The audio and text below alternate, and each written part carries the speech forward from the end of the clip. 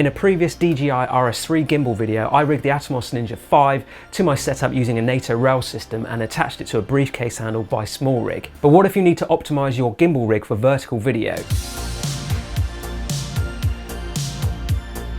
Vertical video is in very high demand these days with Instagram Reels, YouTube Shorts, and let's not forget about TikTok. Unfortunately, DJI haven't given us a portrait mode on the gimbal yet, and given the way the gimbal motors work on these units, I don't think we'll be getting it anytime soon. Sure, you can use the flashlight mode, but it's not that ideal. Now, there is a vertical bracket available to purchase from DJI, but it's like $40 odd to get one, and I guess I just wanted to see if this little hack would work instead. So here is my vertical gimbal monitor rig that I tend to use for creating most social media content for my clients' work.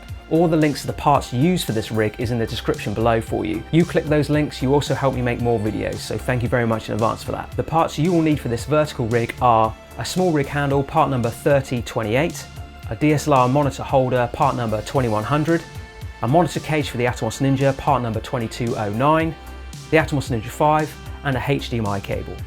Attach the monitor cage to the Atomos Ninja and screw the monitor mount to it. Now, the great thing about the RS3 is that the connection on both sides of the gimbal are a NATO rail system. All I need to do is slide the NATO rail to the NATO rail adapter like so, and straight away you are set up for vertical shooting. Plug in your HDMI cable and you are good to go.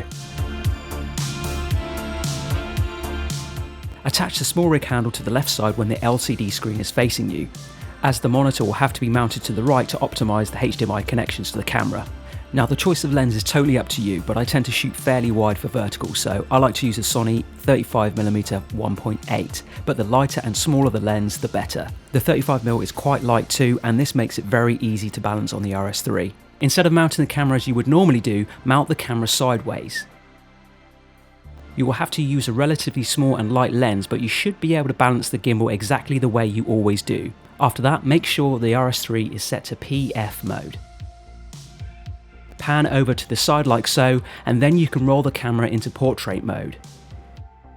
Downside is that you can no longer use the flashlight mode, so that's a no-go, and the motor is in the way when you're looking at the back of the camera, so you'll definitely need an external monitor to see what you're shooting. Other than that, that's it. I would definitely recommend connecting the Bluetooth record feature to your camera for this, as it can be a bit awkward manually pushing the record button on the camera itself.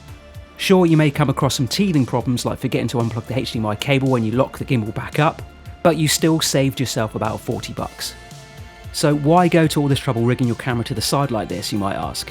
Most people, including me in the past, just crop the footage sideways, but the disadvantage of doing that is that you lose a lot of resolution, and the image is not as sharp compared to when you use the full sensor when it's set sideways. You're losing roughly a third of the quality when you crop out the sides. If you like this video, you may want to check out this one too. Thanks so much for watching, and I'll see you in the next one.